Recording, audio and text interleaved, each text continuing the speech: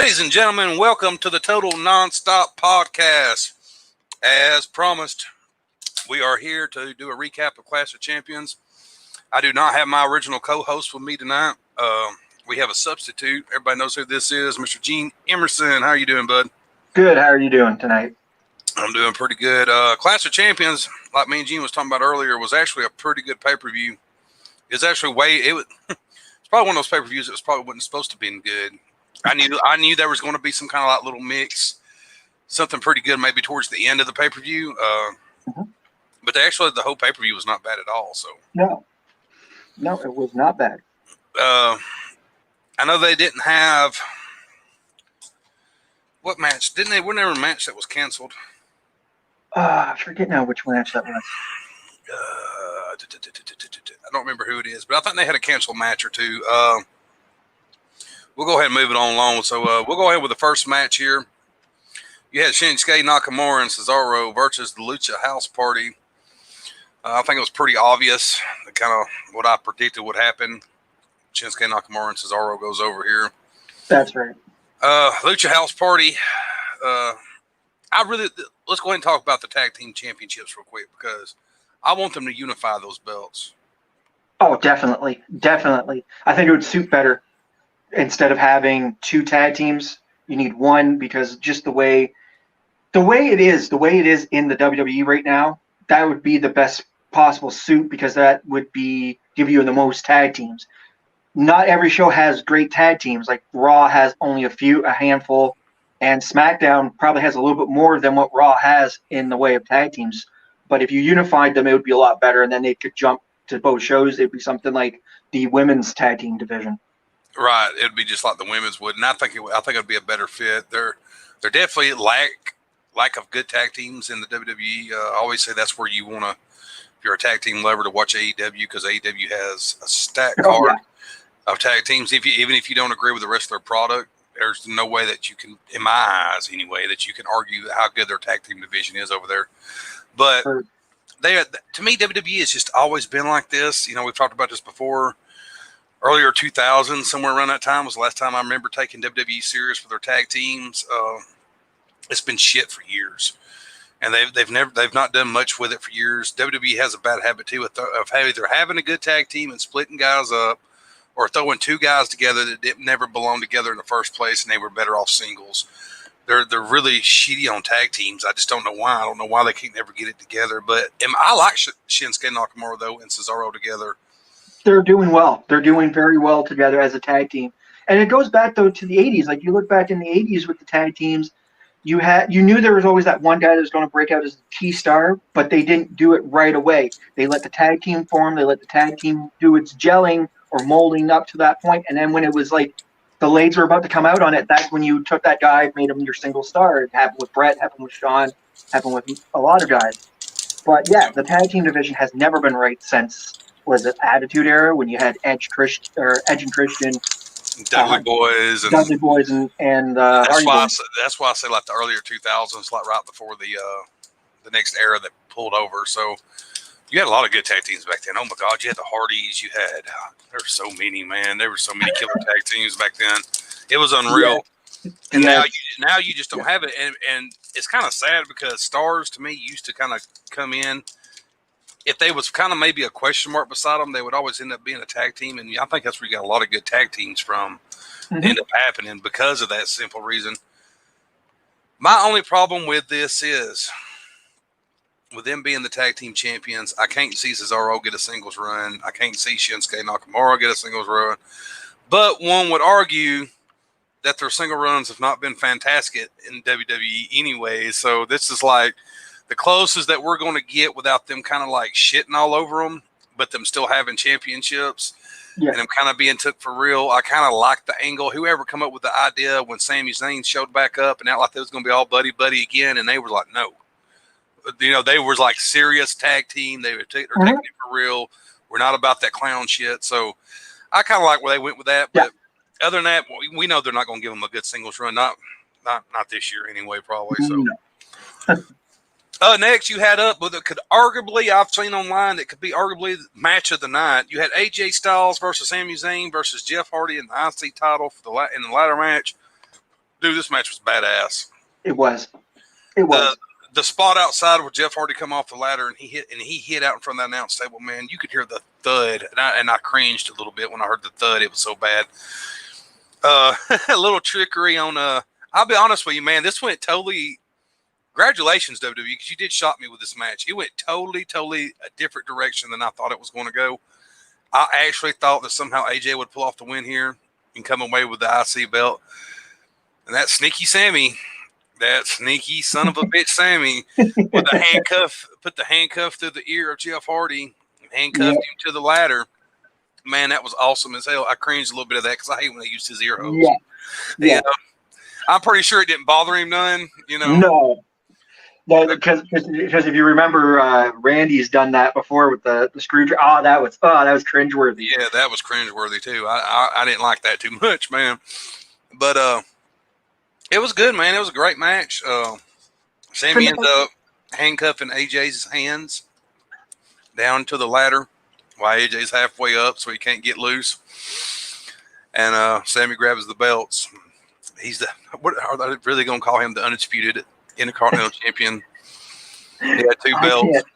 I can't see that. But the thing is, it's great that you're seeing Sammy getting a run with the title and them actually saying, hey, we like you with this. Because for a while, I said to a lot of people, I would rather see Sami Zayn. Hey, Kevin. I would rather see Sami Zayn just go away and come back as El Generico. Because when he was El Generico in Ring of Honor, the matches that he had, you know what I mean? So it's great to see him in that position that, you know what I mean, that they're literally saying, okay, we think you have potential here, go do this. Especially considering that we thought his ass was fired. We thought the pandemic knocked him out, and I really didn't see him bringing him back, to be honest with you. I thought once that's okay, he's gone, they're not going to bring him back, because they'll just let him that's how WWE's in. They're not worried about talent they lose like that. So, but he shows up. He's your new IC champion. It's going to be, I'm not mad about it. No. I'm not mad about it. I know some people's not big fans of Sammy, but to me, he's a really good heel. I love the days of him and Kevin Owens together. I don't care. That shit was hilarious. It was almost as good as the days of KO and Chris Jericho together. That's right. Almost. Yeah. I just don't see nobody playing up to that because that shit was hilarious as hell. I mean, I hate to have a flash, but I ain't Clash of Champions still. Yeah. That whole shit where Kevin Owens is like, this is my best friend. This is my dude. I can't. That shit was hilarious. I almost wanted to cry when KO said, "Why's my name?" When Jericho said, "Why's my name on this list?" I thought they're breaking them up. Yeah. Let's go ahead and move along. You had probably it's still ridiculous to me. I know people like the 24/7 stuff, but it's hard for me to get into it. I give them this. I give them WWE credit that they are allowing something to continue seeing our truth. He's on screen. He's constantly giving you something. He's comedy. He's gold. I get. But that 24/7 every 5 minutes and back, it's like, what is it, 41th time now our truth is now champion? I think it's like 40. I think he's up to like 46 or 47, some kind of stupid ass number like that. My only problem with it is it's like it's always like they put, if it's like him and Desawa or whatever, or him and Gulak or something, they'll start and they'll do it with just those two for freaking ever. Like the whole ninja stuff, I was so sick of seeing that. After like 1 or 2 segments of that, I was like, okay, that's enough. We can quit with this. And then it turned into, it was like, it had to be an every week freaking thing. You can't give us good matches, but you can take time to shoot this ridiculous nonsense. And it aggravates the piss out of me. And it's not even because I don't want, I just think it's over with, man. I think it was a good little run while it lasted when it first came out. Mm-hmm. But come on, man. Fans can't tell me they're not already getting sick of it. I mean, I think at this point with the 24/7 title, legit, when Mick Foley brought it and put it in conception, I think it was supposed to be taken as a serious title and then became a comedy title. Yeah. And now at this point, it's like everybody's like, yeah, we're done with it. It's run its course. Next up, you had Asuka and Vega. Of course, Asuka gets to win. I mean, I didn't see. No, I mean, Selena's not going to be the person to take down Asuka. No, to take down Asuka. I think they're going. I do believe that they're going to push her a little bit, though. Mhm. I definitely see it going that way. I mean, it seems like they're definitely going to do something with her. It looks like her and Andrade is definitely done. Yeah. One of the I next think what- matches we're about to talk about, which has got Angel Garza in it, is hurt from what I'm Yeah. hearing. Angel Garza is out, so it's Mhm. probably why they're splitting them up. So, but I can see what they're doing with Selena as making somebody at least compete against Asuka. I think what they're waiting for is when Nia and Baszler finally lose the titles and they break.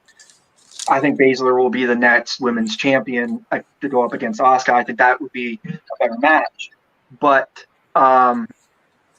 token, or at the same time, pretty much at the same token, or what I'm trying to say here, try not to repeat myself, but at the same token, you need somebody to fill in that void, and that's what Selena is. It's to fill the void.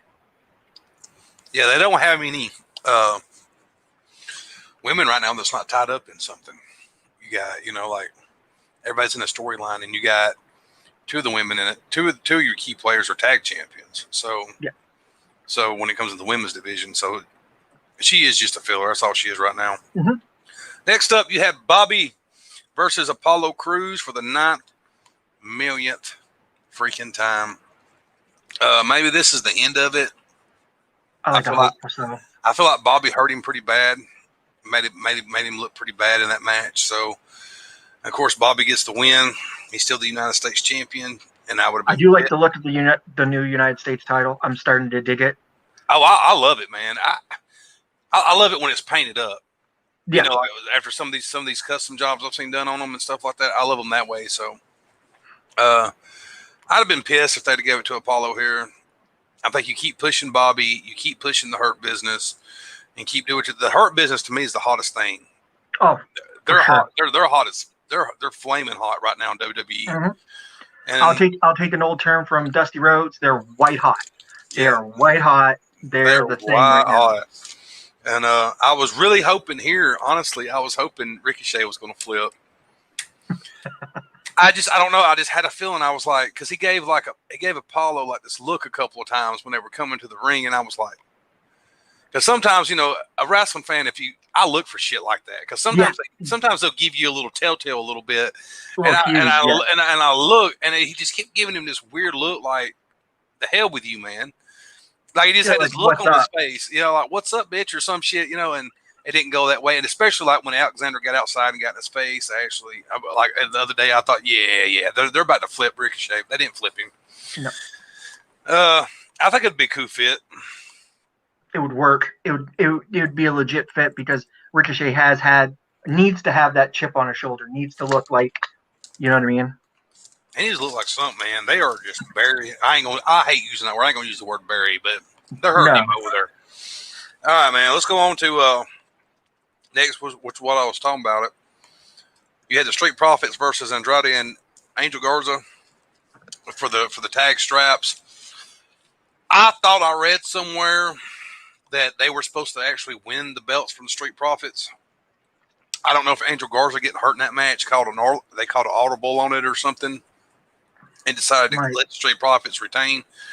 But the way the night went, as far as like championship matches, I think that might have been the one that was supposed to be the flip. Yeah, to be the flip. So I think Angel getting hurt really threw a monkey wrench and all that, or Street Profits probably wouldn't be the champion still. And I wouldn't have been mad if they gave it to Andrade and them. They're good talents. No. They're great heels.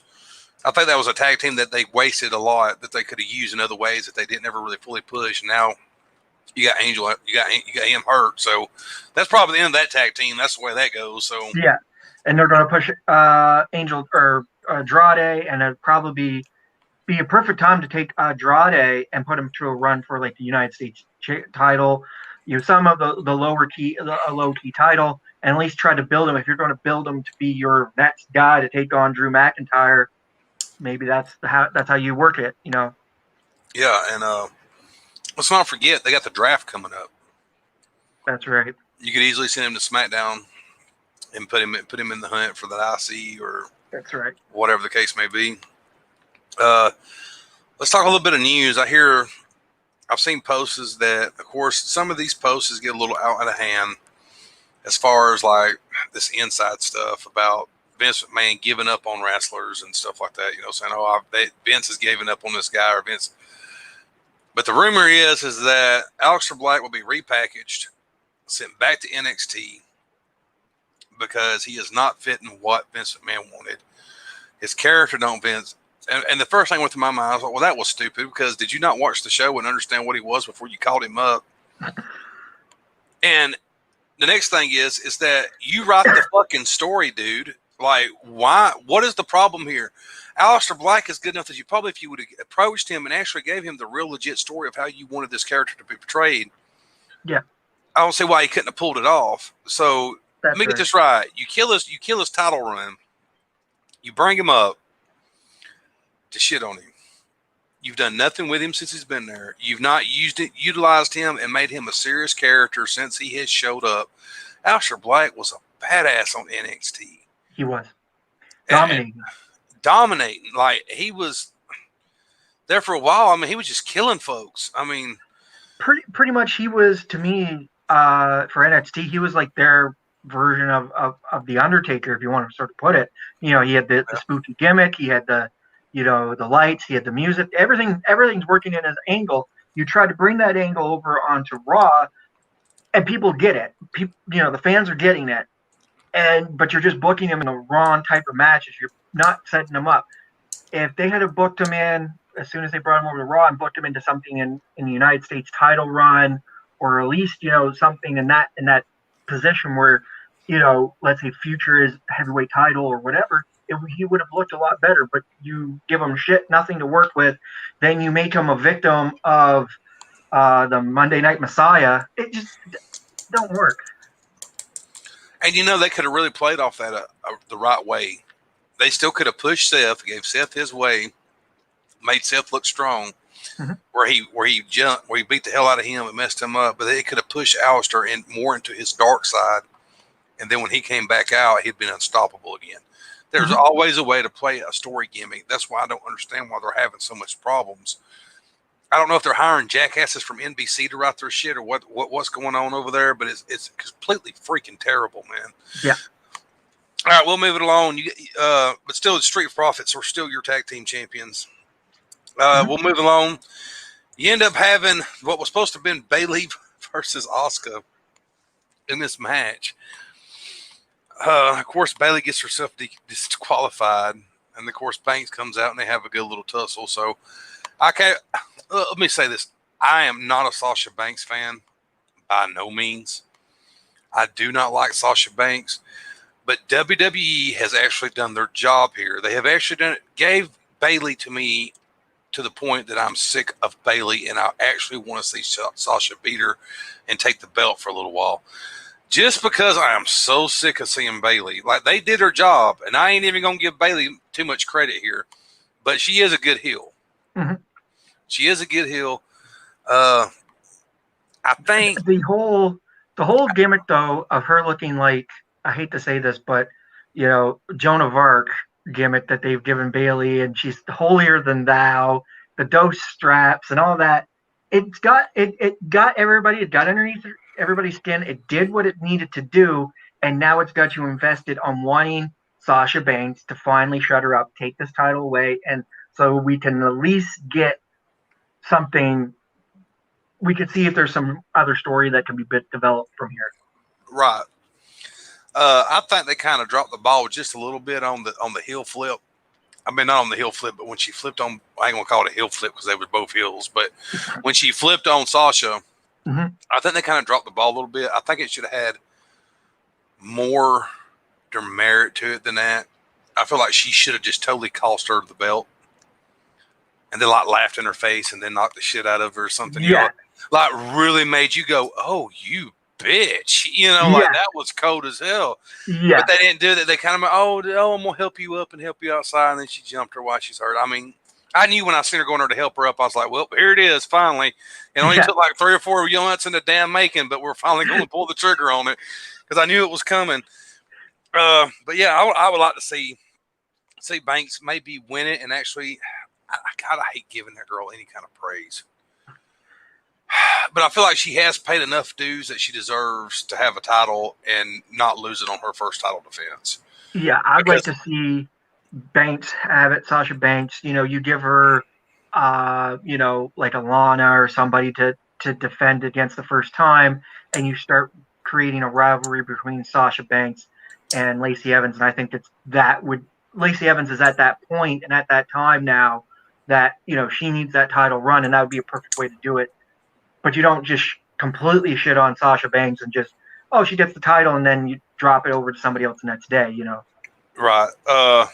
Next up, we had one of the very good matches of the night, which was Drew McIntyre versus Randy Orton for the strap. And of course, everybody knows, anybody that watched been on social media this week. All the well, I ain't gonna say all of them because Edge did not show up, which is one of the ones I was hoping was going to show up and spear him out of nowhere. I actually thought when they got to the ambulance, I figured what they do is he opens the ambulance door and there'll be Edge and just come out the ambulance on him or something.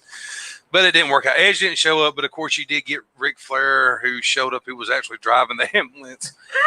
Went away, but you did get Shawn Michaels, who climbed his old crippled ass up on the top of the ambulance and super kicked him off the top. It looked good. It looked good. And the camera panned over good enough that I never seen Shawn come in. When it panned back over, boom, there was Shawn with the super kick, and there went Randy. Yeah. I thought it was hilarious. You had the Big Show who showed up. And, of course, anybody that knows wrestling knows that you knew that the next night on Monday Night Raw that Randy was going to beat the shit out of all these guys, and that's exactly what happened. He showed up like Splinter Cell and killed the lights and put one of the cheesiest segments I've ever seen in wrestling. I ain't covering Raw this week, and that's one of the reasons why it was really stupid again this week. Cheesy ass segment. Look, but he put on his futuristic glasses and all of a sudden you hear. It was so stupid, man. It was so stupid. But Drew ends up getting the win in the ambulance match. In my eyes, some people might have thought Randy should have went over here. I still don't think that you put Randy over Drew right now just because everybody said, well, Drew's title run's been boring. That's not Drew's fault. Look at the booking. The booking's been shit. Yeah. And they've had him in this angle with Randy for freaking ever, it feels like. It feels like this shit's never going to end. It's still going on. We're not done yet. It's still not done. We're getting some of that good old Randy Orton, John Cena days where we're going to get 20 damn matches between these two before it finally ends. So, I don't never want to see Randy go over here. Maybe something happens and Edge comes back in some kind of way. You put Edge in the mix of this or something. I don't know, but here's the thing. The only thing about that I would hate about that is that if you put them in an actual match and the title's like up for grabs, I just can't give Edge a title. No. I just can't. He's too old. He can't run a full schedule. No. I don't even want him to have it for a second because I bitch. Even though I love Edge to death, I bitch when they do that with other guys. And it's no exception for him. I do not want him to have a strap around his waist just for the sake of having a strap around his waist. To me, you keep it on Drew.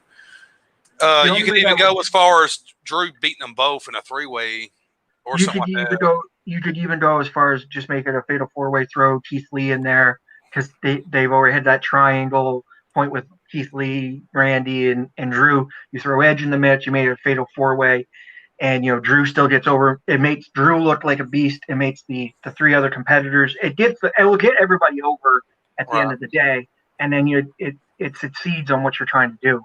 But yeah, no, it was the ambulance match in itself, phenomenal match, great match, hard hitting. It told a really good story. I was enthralled into it. I liked it. I enjoyed it. A1. Yeah, I loved it too, man. All right, let's move on to the resistance of the night. Like I said, I never thought, if you would ask me a year ago if I was excited about a Roman Reigns match, I'd have laughed in your face. I'd have been like, get the fuck out of here, man. Nobody wants to watch this Joker with his 3 moves of doom. Nobody wants to watch this mug.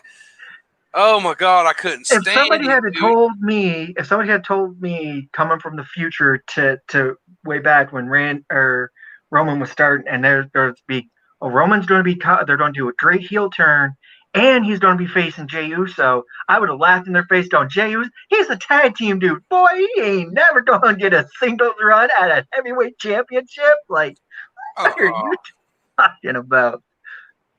Yeah, that's no.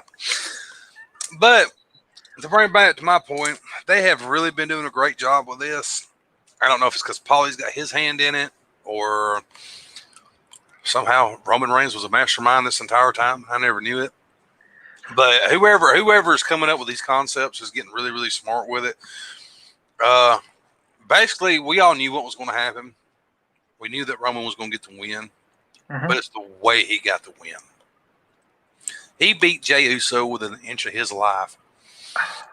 Standing over him, telling him to accept me as your tribal chief. And continuously, and Jey would not, and then his brother's coming about to throw the towel in. And he's like, no, no, man, no. And he's still pounding on him. It Still wasn't pounding. until I mean, giving him hammer fists and elbows to the face. I mean, to the back. I mean, just like a grudge beatdown, to the point that finally his brother come in and stopped the match and looked at Roman and said, "You're the tribal chief. You are the tribal chief." Is that what you want? Ooh, you're the tribal chief. Like, leave him alone. And then forces Paul Heyman to grab the lei that Jey brought down, which this was good storytelling as well, because everything played a key component into everything in that match. And the lei gets put on him, and he's the tribal chief all of a sudden. Not only that, Roman Reigns has been quoted for saying, "I am not a Paul Heyman guy. Paul Heyman is a Roman Reigns guy." And that's like one of the badass lines that I have ever heard come out of Roman's mouth. Yep. Because to me, Roman is so cheesy on the mic. Has been so vanilla for so long because he told the same promo story every time. Yep. He's telling us the same story. They're just telling it in a different way. And it's a better way than what they've been telling it to us in the past. You can still tell me about your bloodline and your heritage in the heritage of Samoa wrestlers. I'm perfectly fine with hearing that. But when I hear that shit coming out of your mouth every night and you talk about the same 3 things every night in the same 3 ways, it becomes really boring. I don't give a damn who you're kin to. It becomes to the point where it's still as hell. They finally tapped into what Roman Reigns was in Florida Championship Wrestling when they got him heel. And that's what we're getting here now. And it's perfect. It's like I said before, Roman Reigns, Roman had reached that plateau and he did what Hulk Hogan and a few others did. He got that heel turn and now it's money. He's running with it. He's boom. I think they could have done that with John Cena years ago. But John's like, oh, I love the kid money. Yeah, well, good, but you're here and nobody cares now. You just fall off. You know what I mean? You want to keep yourself current. You always got to evolve. And perfect evolution right now we're seeing with Roman Reigns. I dig it. He got rid of the vest. He got rid of everything. He's coming out. Yeah.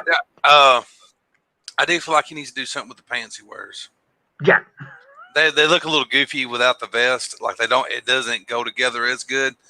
But I don't want him to have nothing real flashy or nothing. You can keep him something very bland like that. Very like just dark boots or something with dark tights or some shit like that. But I do want to see him lose that part of it. And I heard he's supposed to get new music. He just didn't have it at Clash of Champions. So I hope they're giving him new music so he can finally lose that shitty Shield music that he's had for so long. Like I said, great storytelling. You had Paul Heyman who sold the facial expressions, dead key on of just kind of being shocked at what Roman was doing. Because even Paul was kind of like, holy shit, I've done opened a can of worms with this guy. And this guy's about to destroy everyone. You know what I mean? So, yeah. I think Uso giving in to him means that basically he has beat them into submission, that they're going to follow Roman and what Roman tells them to do and how Roman tells them to do it. So this is actually, I believe, a faction in the making. Mm-hmm. It was just a rough way of edging it around. But later on, you can use this angle to cause controversy and jealousy in the faction later Yep. on down the road when you need to split them up. Because you can always go back to the, hey, remember that time you whipped my ass in the middle of the ring and you beat me down when I was helpless and all this other angle. He could use every bit of that can be used on down the road if they ever want to push Jay as a single star. Yep. So, and I think this would work perfectly for Roman to have them behind him, and it would work well for Cesaro and Shinsuke. It gives them an actual tag team, a good, solid tag team to work against. You're gonna all this writes itself. This angle writes itself, and it can lead to what a lot of people are assuming is going to be Roman Reigns and The Rock at WrestleMania for Bloodline control. It could work. It sells itself. Do we want it? Deep down, I really don't want to see the. To be honest with you, The Rock's doing fine. Don't get me wrong. It'll put big asses in the seats, and the numbers will be ridiculous for it. But me personally, as a fan, I don't care to see him versus The Rock. No, I just really don't. I just don't. I think it's hard. I think Rock's just got his hand in too much business right now to even be worried about wrestling. I mean, he's got the XFL. He's got He's got endorsements that he's doing and all this other stuff, you know, and movies and all this other shit. And I just can't see him getting involved in wrestling. Terramana Tequila, this movie, that movie. You know yeah, I mean, it's like every 3 months he's got a damn movie coming out. So, I mean, he's a very busy guy. Would he come back and do it because it's his family? Probably. You know, probably. But if he did come back, I don't want to see him win. You have to put Roman over there, I think, just to dominate, just to put dominance as your future. And there's no way the Rock is going to win that match in my eyes. I've heard, I don't know, man. I think they're going to end up working Roman from an angle of Roman getting power hungry, out of control, even maybe to the point of out of control that Paulie can't control him. And then he ends up flipping on Paulie later on down the road, because that's usually how that ends up going. He'll end up having enough. He's too big for Paulie. He don't need Paulie, but I really, to be 100% honest, I really don't want to see, and this is to be truthful, I really don't want to see Brock Lesnar coming back. I don't either. I don't want him back. I want to keep him going. I know that he pulls numbers. Okay. Everybody can have the argument that it's stupid for him to come back part-time, but he pulls the numbers. When he's champion, those numbers are up, regardless whether you think it's a good idea in being there or not, because I think it's a terrible idea. But don't you remember back when that Paulie got Jay the match? Okay. This is what keeps going through my mind is when Jay looked at Roman and said, "Thank you for the match." And he said, "No, thank Paulie. You owe Paulie. You don't owe me. You owe Paulie." So what happens when the devil over here comes knocking on the door, wanting to collect the due for what you owe him? Not only did he get you the match, but he got you in a match where you got dominated and got your ass beat. But now you still owe him, because Paulie's like the mob. Yeah. You know, like, Paulie does something for you. There's ties to that. You owe Paulie on down the road. He's kind of like the mob a little bit. He's going to come knocking, reminding you, hey, remember when I got you that championship match? He's going to come to collect. He's going to come collect. So I figure what he'll end up doing is something will end up happening. He'll go to the Usos when Bro's back and it's fully 100% and recruit both of them and bring them both over with Roman. I want to see it. Yep. I've been wanting it forever, and I've said it 100 times. Bring Samoa Joe over there with him. Put Samoa Joe in there with him. I mean, you could even sell that damn storyline on down the road, because that's two big-ass egos that's going to clash before it's all said and done to who's control. So I don't know how good Samoa Joe can go, because he's on commentary all the time now, which I like him on commentary. Yep. He's the best one. Yep. He's the only one that sells the matches and actually tells you wrestling hodes and tells you what's going on, and you don't get names confused, and you don't get wrestling hodes confused. You know how many times I hear Michael Cole and them dumbasses call the wrestling hodes the wrong shit all the time. I'm like, that was not that. What are you doing? Take Michael Cole off. Put Samoa Joe and Corey Graves together. There you go. That's commentary that sells itself. I'm sorry, Corey Graves gets a lot of shit, but I like Corey Graves on commentary. Mm-hmm. I do. I think he's a great little. I ain't gonna call him a heel commentary, but he's like in the middle of the road kind of commentary a little bit. He kind of has heelish ways that he'll say shit. He kind of reminds me almost like a borderline Jerry the King Lawler, how Jerry the King Lawler used to be. He would say like heelish things, but if things went too far, he would be like, "That's ridiculous." Yeah, somebody needs to stop him and get Yeah, or he would if your character was heel, he's backing you 110% before you come down. But if you lose, he's totally gone the other way with the baby face. And yeah, that should have happened. Yeah, you know what I mean. Love it, man. Love it. Well, let's go ahead and talk. Well, that's about it for Clash of Champions. I'm not going to do no regular shows this week as far as NXT or anything like that. I'm going to give that a break because we had a pay-per-view. The one thing I will talk about, of course, is the numbers. TNT averaged 866,000 viewers, while NXT brought in 732,000. It's kind of like me and Brandon talked about. There's always seems like there's 150,000, 200,000 gap somewhere in there. Of course, like I've said before, it depends who you ask. If you ask Chris Jericho, they probably got 3 million views, 3 million rate. If they had 3 million, in ratings, so. Demigod's pulling 3 million views every week. I didn't really watch this week. That's another reason I didn't do. I mean, I watched some of Raw. I couldn't stomach it. I spent most of the night talking with some of the boys, about football and stuff, about the Ravens game and stuff. But NXT, I didn't catch none of it. AEW, I caught a little bit of it. I do know that NXT's got NXT 31 TakeOver coming up this week.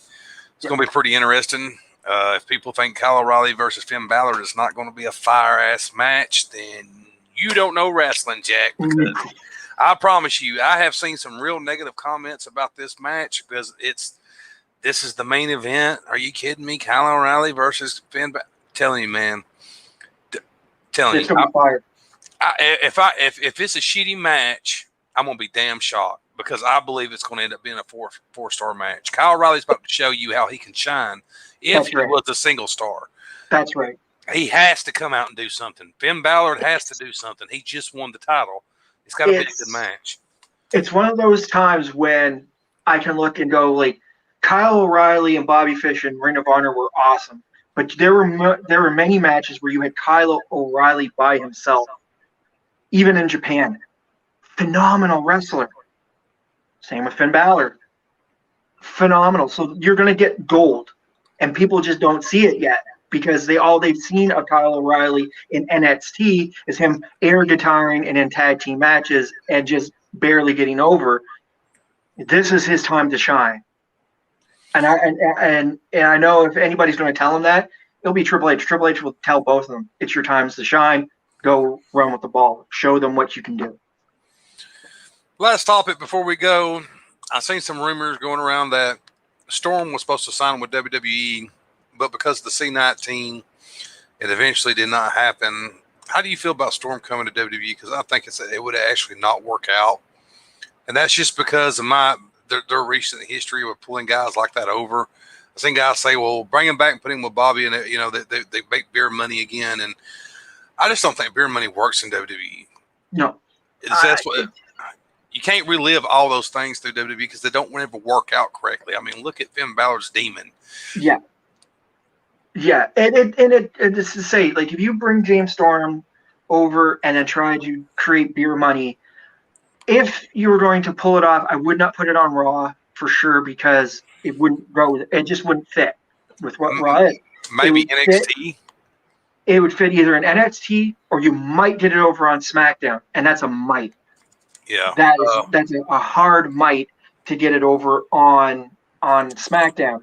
Would it get over on NXT? Oh yeah, it would get over there, and for sure because it's a place where they got a little bit more the characters or the wrestlers got a little bit more creative control, and Yeah. that's where you'd want them to be, because they'd be able to do the things like James Storm driving the scooterized, beer keg type thing. You could get that over on NXT. Try to do that on Raw or SmackDown. No, I ain't gonna, you know what I mean? I think it'd work on NXT. It would, just because they have like to me, NXT still to this day, even though it's on USA Network, it still has an indie feel to it. Mm-hmm. It still has an indie type, almost base feel. It's just like more souped up or something. So yeah, I think it would work there for their fans. I will go ahead and say this: it is actually amazing how SmackDown has stepped up. SmackDown this time last year was very hard to watch. They're definitely probably the A+ show now. They have to be. I mean, that I'm looking forward more now through the weeks to watch SmackDown than I am NXT, and that is saying a lot. And that's the thing, though. It's always been that way. You even could go back to the Ruthless Aggression era, and SmackDown was the A+ show over your 3-hour CB+ show, which is Raw, and Raw is supposed to be your flagship. Paulie said it for years. You know what I mean? What's crazy is I think Fox ain't playing that shit. There's like, get out of here with that shitty stuff. You're going to bring something better than this. All that money we paying you, we ain't USA. Because Fox paying them some dollars, man. They want they want a good product. Well, ladies and gentlemen, that is about it here on Total Nonstop Collecting. Let me go ahead and get some cheap plugs out. Don't forget, Saturday, 9 a.m., me and Mr. Bossman Josh will be going over the top 25 in NCAA football. And, of course, it will stream through all the Pinfall Productions, our pages, and everything. So, it won't be hard to watch. Make sure you check that out.